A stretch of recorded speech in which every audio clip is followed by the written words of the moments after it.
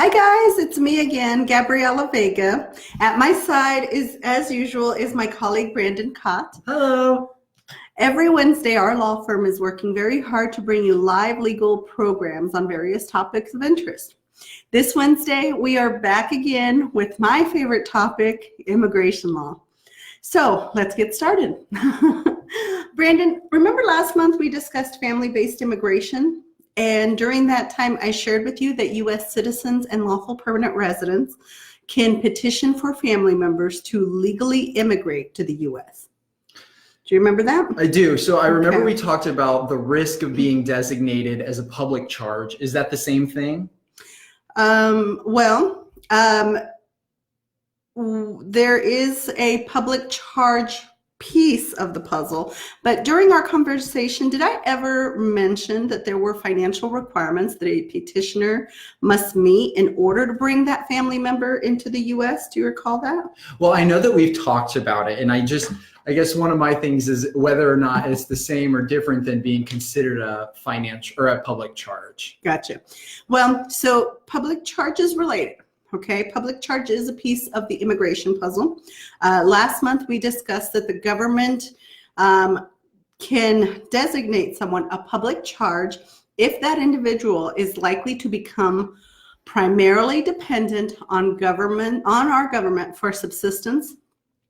And this is demonstrated by the use of public subsistence programs or government aid programs for cash income maintenance, institutionalization for long-term care. These are the things that will cause somebody to be designated by our government as a public charge. But the public charge issue does impact whether or not someone can come into the U.S. Public charge rules are used to determine whether or not that person is financially feasible to coming to our country.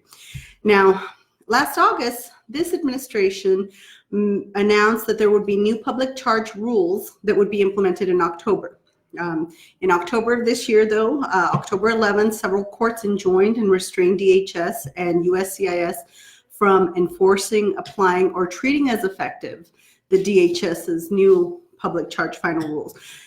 That being said, though, our government has always used financial capacity, either by the immigrant or by the petitioner, to determine whether or not someone should be approved for coming into the U.S. So financial capacity has always been part of the immigration analysis, Brandon. So in what ways is it part of that analysis? Well, so as you know, if I'm a U.S. citizen, I can petition for a spouse, a parent, or a child to come into the U.S. But in order for them to be approved, in addition to them having to meet their own requirements, be people of good moral character and have no reasons for why the government wouldn't want them here, we need to demonstrate that they're not going to become a public charge. In other words, dependent on government assistance.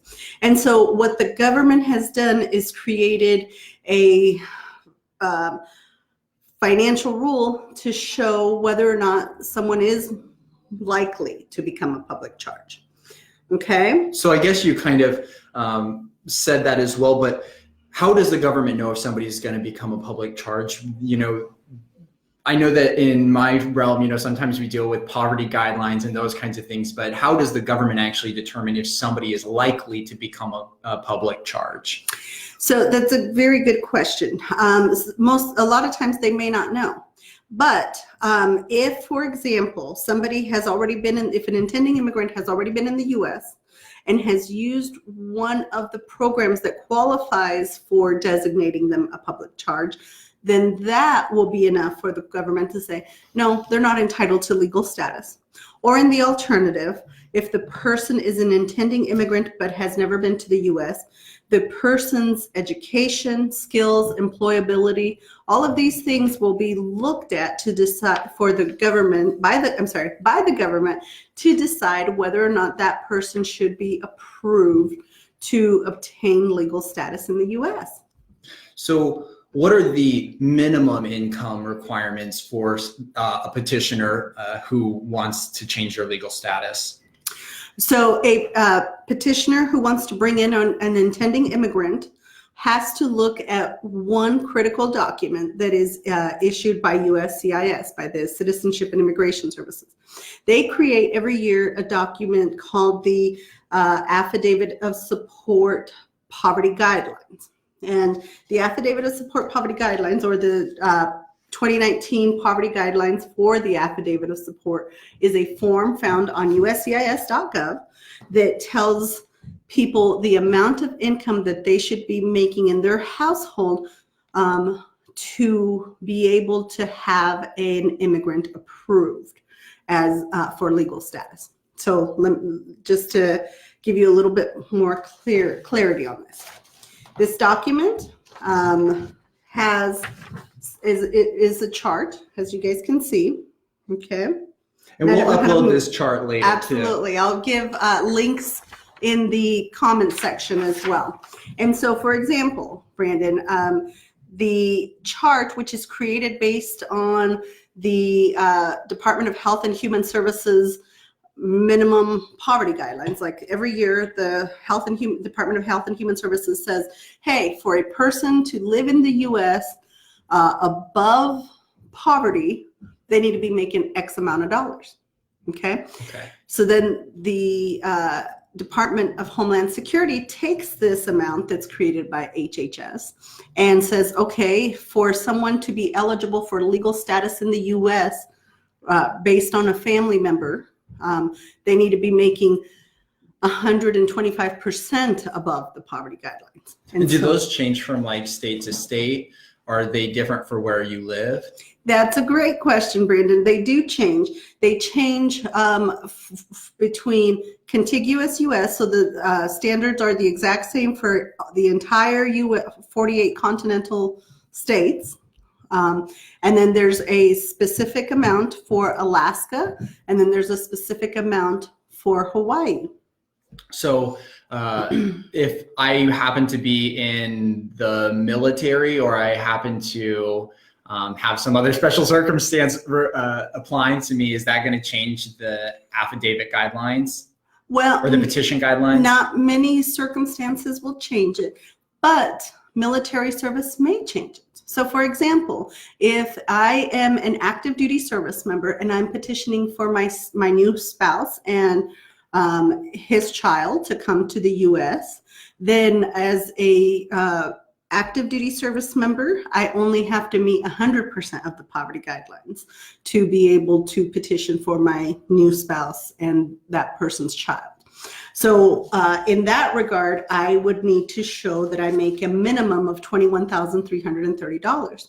But if there's no child, then it's only a household size. So the household size makes a difference of 2, the amount would be reduced to $16,910. So it doesn't matter how many people are in the household of the person that's petitioning, how many people are going to be coming, because obviously if I'm myself and I have a child, but I'm petitioning for a spouse and that spouse's child, who is now my stepchild, instead of a household of 3, the 2 immigrants and myself, I also have to take into account that I have a dependent. And so that will increase the number of people and the amount of money that I have to show I'm making. So it's basically like doing your taxes, but worse. Exactly like doing your taxes, trying to figure out where you fall in the line. But all these numbers are relevant for the document called the Affidavit of Support. Okay, and this is something that sounds familiar to me. So what exactly is the Affidavit of Support? The Affidavit of Support is a document that is also found on USCIS's website. It is Form I-864, but it's not just a simple form. This form, once it is signed by the petitioner or a financial sponsor, then becomes a legally binding contract between that U.S. citizen or lawful permanent resident and the U.S. government. And what that does is creates a legal obligation for the financial sponsor to reimburse the U.S. government should the intending immigrant that they brought into the country become dependent on government assistance. So let's say that I do bring somebody in And then later on, they decide they're going to ask for some sort of financial aid from our government. The government can then come after me and say, hey, we gave X amount of dollars to so-and-so. You need to reimburse us this money. So, okay, one of the things as a lawyer that really freaks me out is when you say things like legally binding document. I know, it sounds scary. So, does that mean that if I, for instance, do one of these affidavits of support, if I fail to meet those obligations, can the federal government sue the petitioner for the immigrant if an immigrant family member then becomes dependent on federal government assistance? Is there recourse from some third party against me? Well, not necessarily a third party, but federal, state, and local governments can get reimbursed for money paid out that qualifies under these federal funded programs. So even if it's not, something that I got from the federal government, if it's something that I got from the state, like let's say state child health insurance programs are often covered by these. And so let's say that I get a family member who is on that program who was the subject of an affidavit of support. The state government, Kansas, can sue me to reimburse them for that portion of the federal money that was used to then provide my child with health insurance benefits. So you already said child health insurance. Are there specific programs that are going to be red flags? So there's currently just a handful of programs like food stamps, Medicaid, supplemental security income or SSI, temporary assistance for needy families. I think those are like welfare services, and then state child health insurance programs.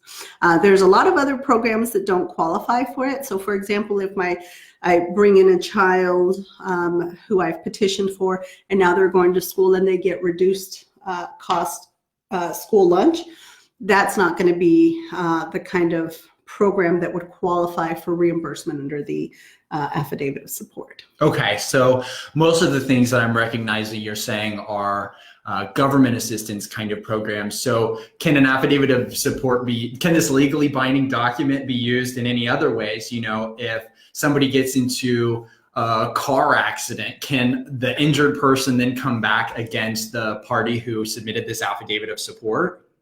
Well, that's a great question. No, it cannot. Okay, so these programs, this affidavit can be used only for these special federally funded programs. An individual who, if I hit somebody crossing the street, that person can't say, "Hey, Brandon, your immigrant hit me." I don't mean. I know that sounds callous. I wasn't meaning it to be callous, but ran me over with their car, you need to pay me something. But that doesn't mean that other people cannot use the affidavit of support. Do you know that one of the things that the affidavit of support tells petitioners is that divorce does not terminate the obligation under affidavit of support? So the moral of the story is be careful where you sign. Well, so what that means is that an intending immigrant can use the affidavit of support in both state and federal court to request alimony based on that promise made by the petitioner. So you're right. Be careful where you sign. At least know the person you're marrying. Well, that's a good advice. No matter who it is, whether it's an immigrant or not, know who you are marrying. Did you all know that Gabriella also practices family law? But true. So what happens in the event that I don't make enough money to meet the minimum financial requirements alone? Well, so that's dangerous, Brandon, because the reality is that if you do not provide a viable affidavit of support, then your intending immigrant family member can be denied their green card. So it has implications for others. It has implications for certain, but having only one person serve, the person who petitioned, as the financial sponsor is not the only option. There are other ways of trying to demonstrate that you meet the financial obligation. So Can my income be combined with my immigrant family member's income in order to help me get to that guideline? That's a good question. The answer to that is the standard lawyer answer that we always hate. It depends. So it does depend. For example, if an individual is in the U.S. and working pursuant to a legal visa, legal employment authorization, then yes, their income can be combined. So in our example, let's say that we're married, and I'm sorry, my nose is itching, so it just itched it, and I just noticed that I itched it. Anyway, so let's say that you and I have gotten married and that you are petitioning for me. Let's say that we met through college, and I just graduated from college, and I got to use what's called my OPT, optional practical training, from graduation. I get a certain amount of months to work and learn how to work as, in this capacity that I've now got a degree for. Right. And so you can do that in the US. The money that I make during that time, because it is legal employment, can then be used to combine and decide whether we meet that guideline. So our income becomes yours plus mine on our tax return. Okay. So given the fact that I don't like it depends as an answer, we're going to circle back to the question. Okay. So if I am the petitioner and I don't make enough money to demonstrate financial fitness on the affidavit of support, then what are alternative ways for me to come back and to attempt to meet those poverty guidelines?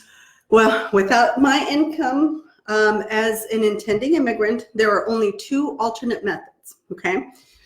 Excuse me. The first method is a method of using your assets. So let's say that, Brandon, you and I have got, again, same scenario, we're married. This time I haven't been working, so you're now back to just your income. And we're needing to decide, how are we going to demonstrate that we're going to become that we're going to be financially solvent in this country, right? So our assets make a difference. Let's say that we own a house, okay? Because we're responsible young people. None of my friends own houses. On the young for me. I'm young. You are young. Anyway, so let's say that we own a house, and that house is valued at $350,000. Well, we can use the value of that house minus the liability to demonstrate that we meet the minimum poverty guidelines. So in our scenario, going back again, let's say the house is worth $350,000 and we owe only $300,000. Now we have $50,000 of an asset that we can use to demonstrate that we meet the poverty guidelines. Perfect. So basically we're taking the equity that we've built in order to satisfy the guideline. Correct. Okay. Correct. And simple asset minus liability scenario. That sounds pretty straightforward in terms of all of the things that you say. Yes. Especially when immigration is concerned. Mm-hmm. So is it as simple as basically just subtracting liabilities from assets in order to come up with this clean number? Brandon, I like doing these with you because you're so smart. I have help. So you are very correct that it is not as simple as just saying asset minus liability equals the amount of your value. Okay. So there's a second piece of the asset puzzle that we haven't discussed, and that is that the current law requires that an asset should be valued at 3 to 5 times that of the amount of the poverty guidelines. So in our scenario, our $50,000, our home valued at $50,000 is going to need to be 3 times the 2-person household size of $21,137 before we could use it as an asset if we don't have income. Okay, so returning to the same example, so if I'm petitioning for my spouse, I have no other dependents. According to the little chart that we have here, the minimum poverty guideline for that I must meet is the 21,137, right? Correct. Okay. But that's not the amount that you'll have to meet. it'll have to be 21,000 times 3, right? Okay. Okay. Or $63,411 to show the full amount. Now, granted, if you make, let's say that your tax returns from last year show that you were making $20,000. Well, then that 1,137 becomes 1,137 times 3. So we could show $20,000 worth of your assets in annual income from your job. Okay. And then the remaining amount, if it's demonstrated through assets, has to be 3 times the amount of the asset. Okay. So now, if you're not sponsoring a spouse or a child and just sponsoring any other person, that amount must be 5 times. ooh, shoot. Okay. Okay. So you got to have some money in the bank on that one. Yes, you do. Yes, you do. So again, as a lawyer, right, I want to figure out ways of getting myself through this hoop. Are there any other ways for me to meet the minimum poverty guidelines? So there are. I just gave you probably one of the harder ones. The easiest one, quite frankly, is one that I kind of already alluded to.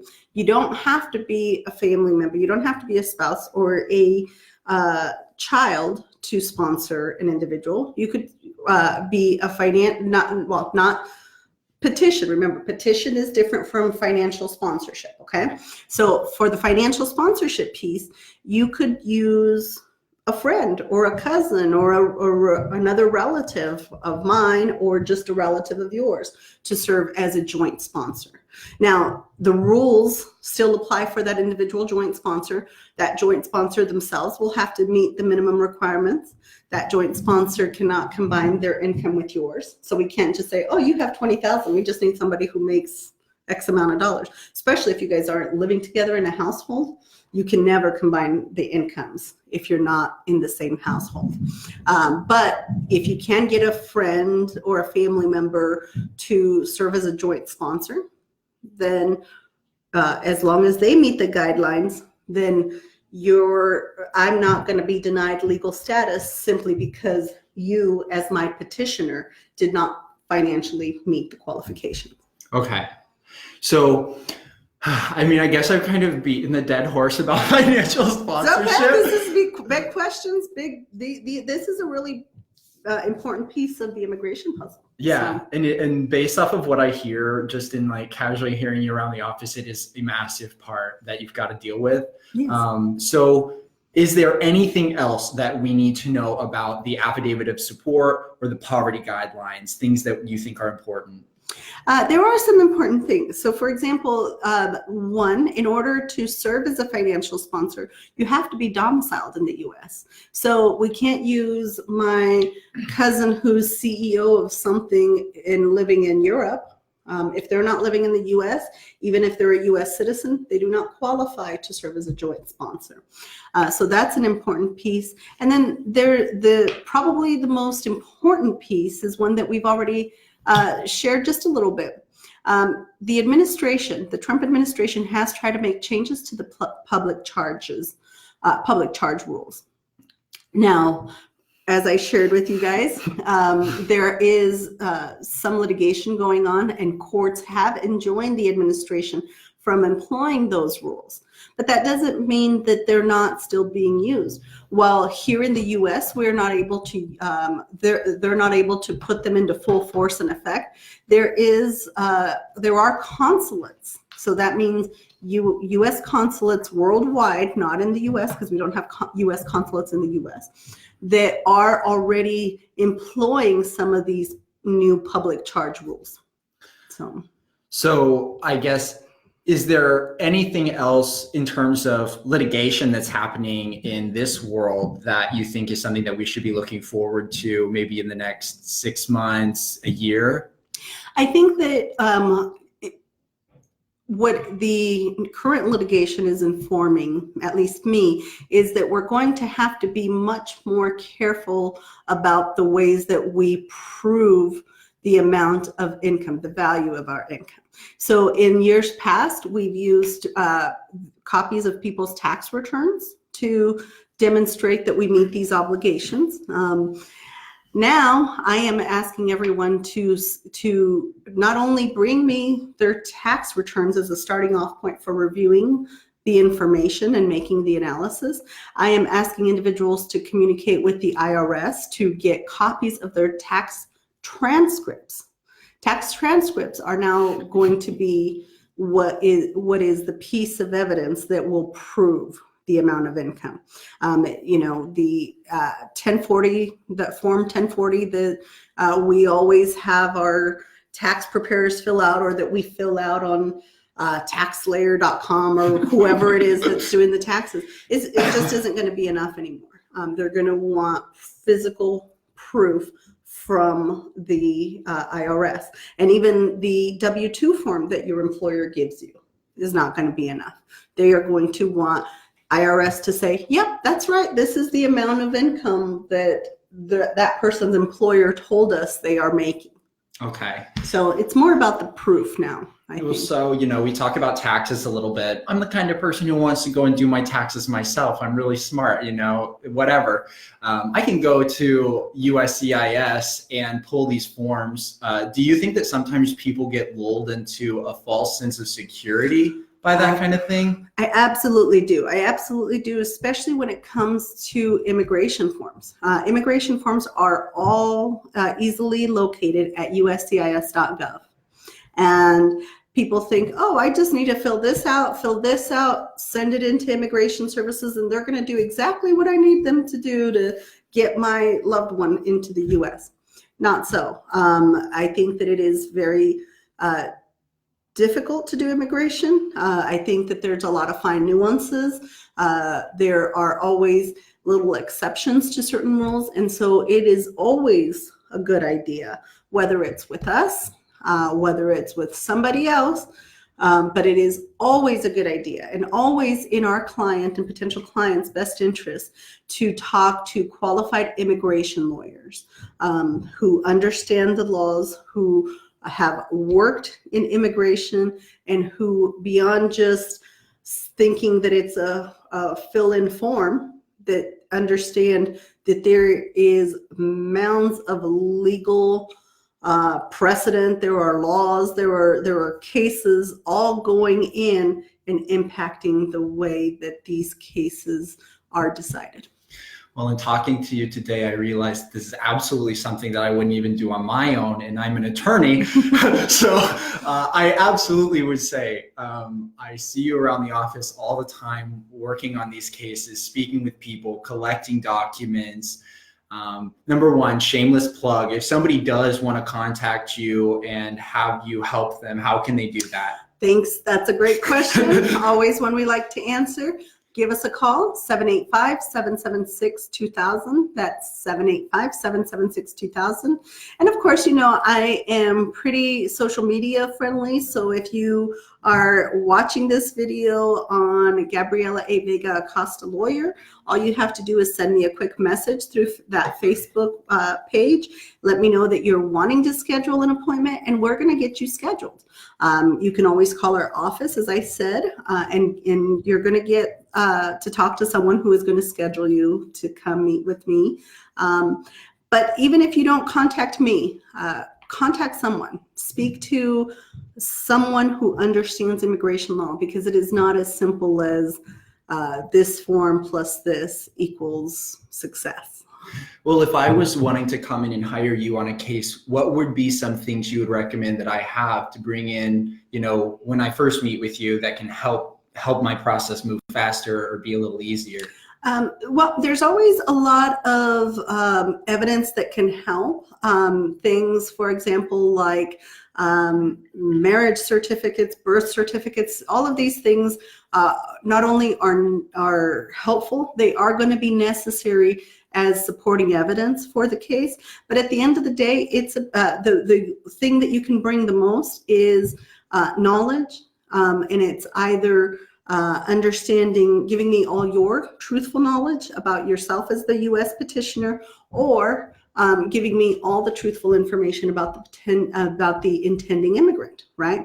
Because as we discussed back last month when we did the family-based immigration, there are certain things that make people what's called inadmissible or not permitted, not eligible for admission into the U.S. And so the sooner you can talk to your lawyer about those things, the better. And then, of course, second to that, as today demonstrated, the other important piece of the puzzle is financials, having finances in order. And if you have, I guess, last most valuable thing, if you have not had time to do your taxes in the last year, 2 years, even up to 3 years, get those done before you schedule your appointment with an immigration lawyer, because they are going to be needed if you're going to petition someone to come into the U.S. It's just that critical. So, awesome.